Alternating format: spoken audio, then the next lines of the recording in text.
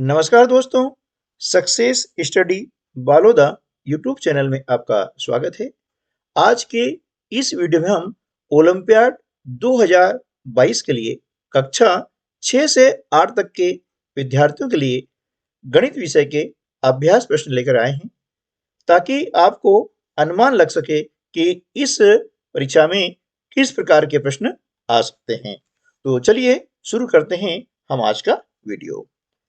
पहला प्रश्न है कि यदि 16 पेंसिल का मूल्य 64 रुपए है तो 144 रुपए में कितनी पेंसिल होगी, यानी 144 रुपए में कितनी पेंसिल आ सकती है। तो पहले हम देखेंगे कि एक पेंसिल का मूल्य कितना होगा, है ना। हम देख रहे हैं यहाँ पर कि 16 पेंसिल का मूल्य दिया है 64 रुपया। तो हम क्या करेंगे कि 64 में हम 16 का भाग लगाते हैं, तो 16 चौके 64, यानी एक पेंसिल का मूल्य कितना हो गया, 4 रुपये हो गया। अब हमारे पास में है 144 रुपए, तो 144 में हम क्या करेंगे कि 4 का भाग लगाते हैं, ठीक है ना।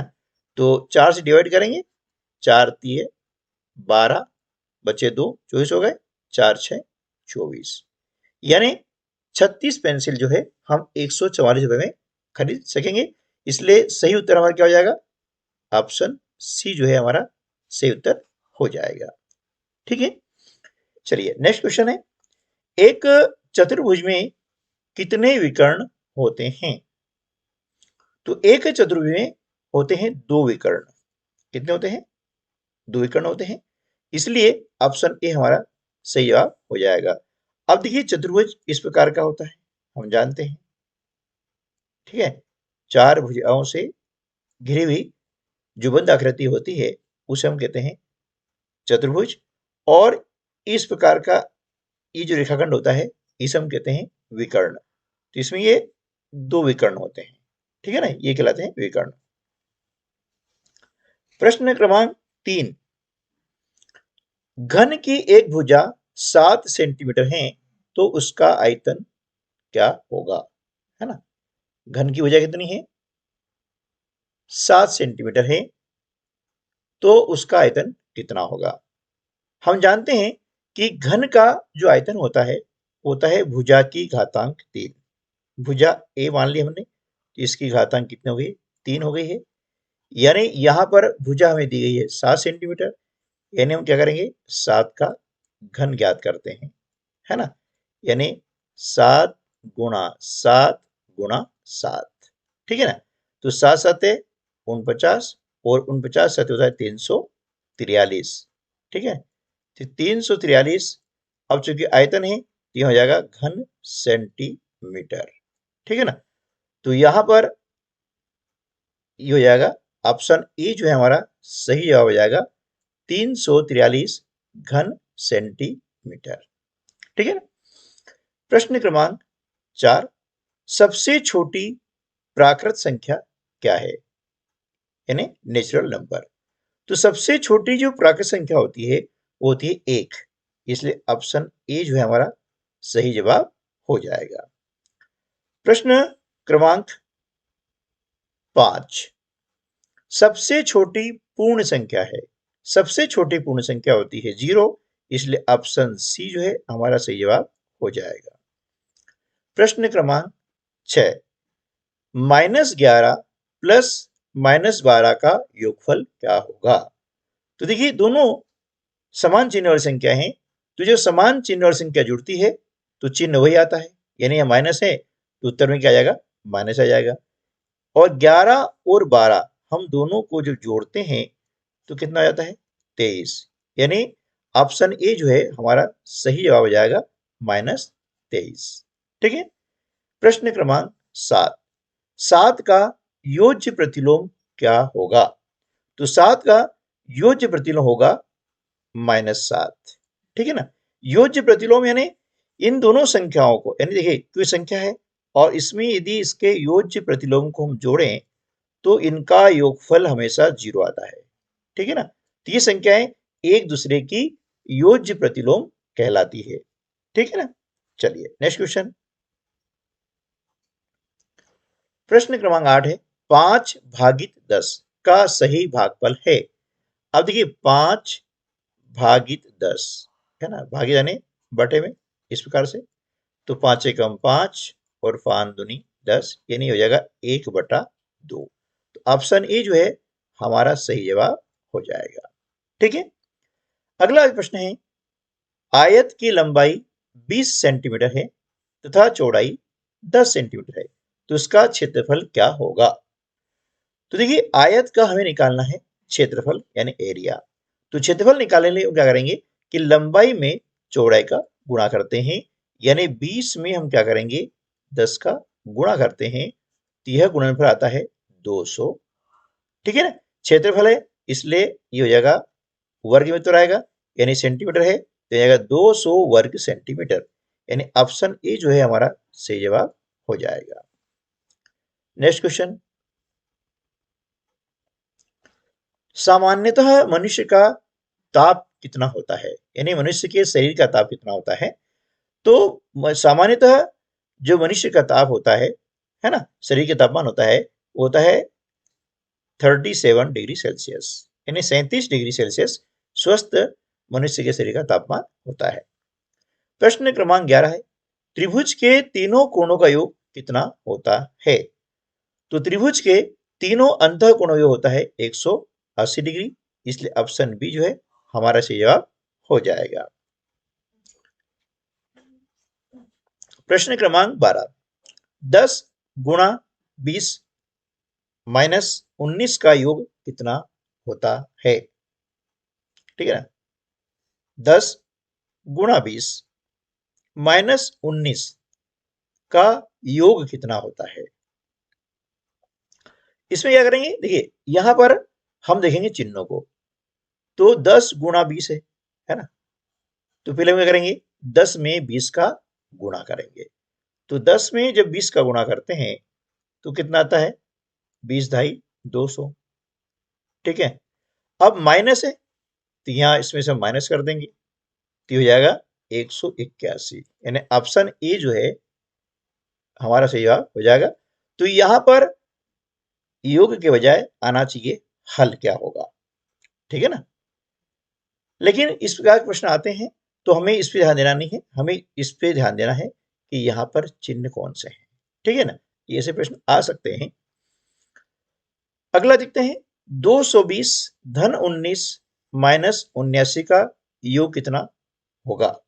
ठीक है, तो हम क्या करेंगे इन दोनों को पहले जोड़ देंगे। तो 220 में 19 जोड़ते हैं तो ये कितना आ जाएगा 239। ठीक है ना, कितना जाएगा 239। अब इसमें से 79 यानी 79 को हम क्या करेंगे माइनस कर देंगे, तो यहां पर कितना बचेगा 160। ऑप्शन सी हमारा सही जवाब हो जाएगा।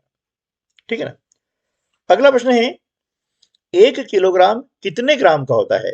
तो 1 किलोग्राम होता है 1000 ग्राम का, यानी ऑप्शन डी है ना, 1 किलोग्राम के अंदर 1000 ग्राम होते हैं। अगला प्रश्न है, 1000 ग्राम कितने किलोग्राम का होता है? तो 1000 ग्राम बराबर होता है 1 किलोग्राम, यानी ऑप्शन ए हमारा सही जवाब हो जाएगा। अब यहां पर प्रश्न क्रमांक 16 है, 0.16 का हमें निकालना है वर्गमूल। क्या निकालना होता है? वर्गमूल निकालना होता है। तो इसको कैसे निकालेंगे? देखिए यहाँ ऑप्शन में हम देख रहे हैं कि दशमलव में है, इसका उत्तर भी दशमलव में आना चाहिए। अब यहाँ पर हम देख रहे हैं कि 0.16 है ना, इसका दशमलव हटाने के लिए हम क्या करेंगे कि हर में 100 ले लेते हैं। क्यों? कि यहां पर दशमलव बाद में दशांश और शतांश है, दो अंक हैं, है ना, तो यहां पर 2 शून्य लगा दिए। अब क्या हो गया 16/100 है ना। अब इसका हम निकालते हैं वर्गमूल।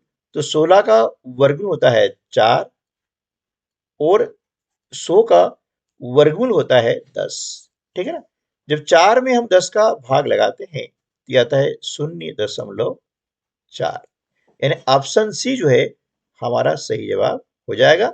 और इन सारे जवाबों को आपको OMR शीट में अंकित करना है। किस प्रकार अंकित करना है इसका वीडियो मैंने पहले डाल रखा है, एनएमएस परीक्षा में आपने देखा होगा। यदि नहीं देखा है तो आप उसको एनएमएस के जो फोल्डर में है उसमें जाकर के देख सकते हैं। ठीक है ना। प्रश्न क्रमांक 18 है। अब यहां पर ये संख्या इस प्रकार से है, 2 सही 5/10 का वर्ग, है ना, इस प्रकार से आएगा ये। ठीक है, तो 2 सही 5/10 का वर्ग यानी घातांक 2 आप देख रहे हैं ये वर्ग है, का मान क्या होगा। ठीक है, तो सबसे पहले हम क्या करेंगे कि ये जो आपको दी गई मिश्रित भिन्न, इसको बदलेंगे हम साधारण भिन्न में। इसके लिए क्या करेंगे, 10 का गुणा करते हैं 2 में, है ना, 10 का 2 गुणा करेंगे तो क्या आ जाएगा, 10 दूनी 20, और फिर जो अंश है इसको हम जोड़ देते हैं, है ना, तो 20 और 5 क्या हो गया, 25, 25/10। ठीक है, इसका हमें क्या निकालना है, वर्ग निकालना है। वर्ग यानी उसी संख्या का उसी संख्या में गुणा। 25 का हम 25 में गुणा करते हैं, है ना, 25 का क्या करेंगे, 25 में गुणा करेंगे। इसी प्रकार से 10 का हम 10 में गुणा करते हैं, तो 25 में 25 से गुणा करने पर आता है 625/10 में 10 गुणा करेंगे तो आता है 100। अब चूंकि यहां पर हम देख रहे हैं कि ऑप्शन ए हमारा सही उत्तर हो जाएगा, क्योंकि यह 625/100 है। अब यदि मान लिया कि 625 में हम 100 का भाग लगाते हैं तो 6 बार जाएगा, 6 सही 25/100। ठीक है ना, इस प्रकार से हमारा ऑप्शन ए जो है सही जवाब होगा। ठीक है, अगला प्रश्न है, यदि किसी संख्या का 5% 600 है तो संख्या क्या होगी। ठीक है ना, तो संख्या मान ली हमने x है। अब x का मतलब गुना होता है, 5% यानी होता है 5/100। ठीक है ना, बराबर कितना है, क्या 600 हो गया। ठीक है, हमें x का मान ज्ञात करना है, तो क्या हो जाएगा, 600/1, और इसका हो जाएगा गुणन प्रतिलोम, 5/100 है तो इसका हो जाएगा 100/5। क्लियर। अब 5 से हम क्या करेंगे, 100 को डिवाइड करते हैं तो 20 बार होता है। अब 600 को गुणा करेंगे 20 में तो कितना हो जाएगा, 6 दूनी 12, और 1 2 और 3 शून्य लगा दिए आप, कितना हो गया ये 12,000, यानी ऑप्शन स जो है हमारा सही जवाब हो जाएगा। ठीक है, चलिए नेक्स्ट क्वेश्चन है, एक घड़ी का विक्रय मूल्य 540 रुपए है, दुकानदार उसे 20% लाभ पर बेचता है, तो घड़ी का क्रय मूल्य क्या होगा। यहाँ क्या जाएगा, घड़ी का क्रय मूल्य क्या होगा। ठीक है ना, अब किसे इसे हल कैसे करेंगे, देखिए 20% लाभ रहता है। ठीक है, तो 100 रुपए वाली चीज कितने बेचेगा, 20 में बेचेगा, है ना, 100 रुपए वाली चीज कितने बेचेगा, 20 में बेचेगा, क्योंकि उसमें 20 रुपए का लाभ हुआ है। ठीक है ना, तो 120 में बेचा। अब जब 120 में बेचा है तो उसका क्रय मूल्य कितना हो गया, ये 100, यह हो गया क्रय मूल्य यानी कास्ट प्राइस, यह हो गया सेलिंग प्राइस। ठीक है ना, तो जो 120 रुपए में बेच रहा है तो क्रय मूल्य कितना हो गया, 100 हो गया। ठीक है ना, इसी प्रकार से जब 540 रुपए उसका विक्रय मूल्य है तो क्या होगा, है ना, तो क्या होगा, ये हो जाएगा 100/120 गुणित 540/1, है ना, यानी 100 रुपए वाली चीज कितने बेच रहा है, 120 में बेच रहा है, लेकिन हमें यहां दिया है विक्रय मूल्य यानी 120 रुपए उसकी सेलिंग प्राइस है, विक्रय मूल्य है, तो क्रय मूल्य कितना हो गया, 100 रुपए हो गया, है ना। तो यहां पर क्या हो जाएगा, यदि 540 रुपया विक्रय मूल्य हुआ तो क्या हो जाएगा, 100/120 गुणित 540/1। तो अब क्या करेंगे, ये शून्य से हमने ये शून्य से डिवाइड कर दिया। ठीक है, अब 3 से हम इसको काट सकते हैं, 3 चौके 12, और 3 से काटेंगे तो 3 एकम 3, और 3 आठों 24, 4 से इसको डिवाइड करेंगे, 4 एकम 4, 4 दूनी 8, 4 पांचे 20। अब 25 का हम 18 में गुणा करते हैं तो 18 पंजे 90 के शून्य, हासिल के 9, 18 दूनी 36 और 9 कितना जाएगा 45। इस प्रकार से उसका क्रय मूल्य कितना आएगा 450 हो जाएगा, यानी ऑप्शन सी जो है हमारा सही जवाब हो जाएगा। क्लियर? चलिए नेक्स्ट क्वेश्चन। प्रश्न क्रमांक 21, निम्न में से सबसे बड़ी संख्या कौन सी है? ठीक है ना। तो देखिए हम यहां देख रहे हैं कि इसे लिख देते पहले -4/5 है ना, -2/5, -3/5 और -7/5। हम देख रहे हैं सबके हर समान है। ठीक है, जब हर समान है तो अंश को देख करके हम छोटी और बड़ी का अनुमान लगा सकते हैं। अंश देख रहे हैं, सारे अंश ऋणात्मक हैं। ठीक है, यदि धनात्मक होता तो संख्या बड़ी होती, ऋण वाली छोटी होती है। लेकिन जब यहां पर सारे जो हर हैं वे ऋणात्मक हैं तो क्या होगा, यहां पर जो छोटा अंश है ना, क्या है, छोटा जो अंश है वह सबसे बड़ी संख्या हो जाएगा। क्योंकि संख्या रेखा हम जानते हैं कि संख्या रेखा पर यदि यहां देखें हम 0 है, इसके दाएं ओर चलें तो 1 2 3 इस प्रकार से आते हैं, है ना। अब 0 के जब बाईं ओर चलते हैं तो -1 -2 -3 -4 इस प्रकार से चलता रहता है। तो हम देख रहे हैं कि यहां पर जब बड़ी की बात होती है तो देखिए -1 जो है बड़ा है किससे, मान लें यहां पर देखें तो -4 से बड़ा है। ठीक है ना, यानी जो ऋणात्मक पूर्णांक हैं वे यदि कहाँ होंगे, दाहिनी ओर होंगे।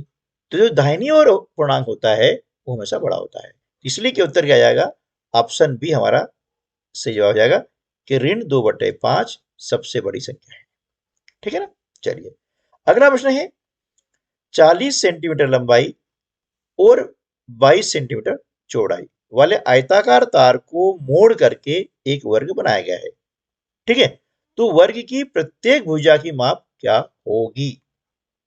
ठीक है, इसका मतलब क्या हुआ, इसका मतलब ये हुआ है कि देखिए ये आपके पास में आयत है। ठीक है, ये आयत है, ये 40 सेंटीमीटर क्या हो गई है लंबी और 22 सेंटीमीटर क्या हो गई है चौड़ी हो गई है। तार है पूरा, तो इस तार का हम क्या निकालना है, परिमाप निकालना है। ठीक है, तो परिमाप में क्या करेंगे कि लंबाई और चौड़ाई दोनों जोड़ दो, 40 और 22 को जोड़ दिया हमने। ठीक है, कितना हो गया ये 62 हो गया।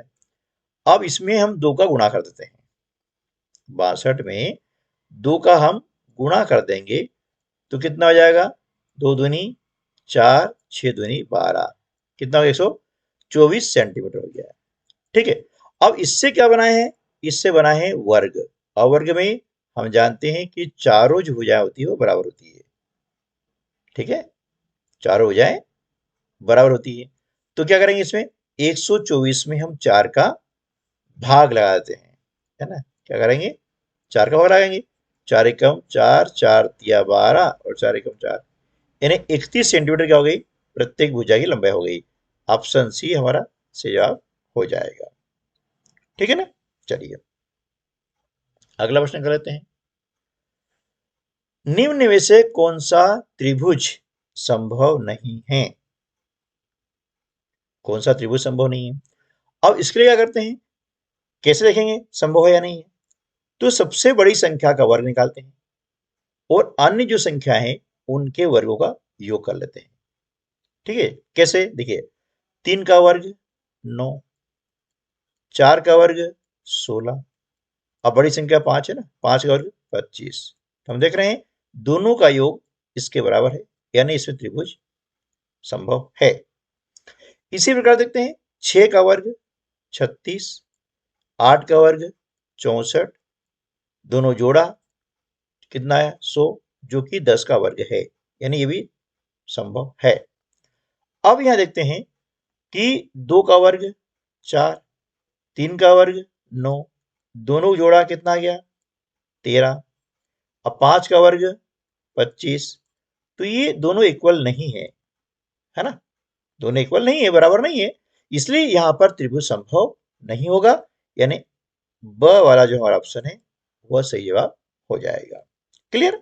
चलिए प्रश्न क्रमांक 24, सबसे छोटी संख्या क्या है? अभी हम बात कर रहे हैं हम छोटी संख्या की, ठीक है ना, कि सबसे छोटी संख्या क्या है। तो सबसे छोटी संख्या है 4 दी गई है, इनमें से क्या हो जाएगी? ऋण 1, ठीक है ना, क्या हो जाएगी? ऋण 1 जो है ये सबसे छोटी संख्या हो जाएगी, यानी ऑप्शन सी हमारा सही जवाब हो जाएगा। अगला प्रश्न है सबसे छोटी अभाज्य संख्या क्या है ना, सबसे छोटी अभाज्य संख्या कौन सी है? तो सबसे छोटी अभाज्य संख्या होती है 2, ठीक है, ऑप्शन स जो है हमारा सही जवाब हो जाएगा। ठीक है दोस्तों, तो आज के वीडियो में बस इतना ही। और भी प्रश्न हैं, यदि आपको वीडियो अच्छा लगा है तो लाइक कीजिएगा, और यदि इस प्रकार के और प्रश्न आप देखना चाहते हैं तो कमेंट्स बॉक्स में जरूर लिखिएगा, ताकि मैं आपको अगला वीडियो भी जल्द से जल्द उपलब्ध करवा सकूं। तो मिलते हैं अगले वीडियो में, तब तक के लिए नमस्कार, जय हिंद।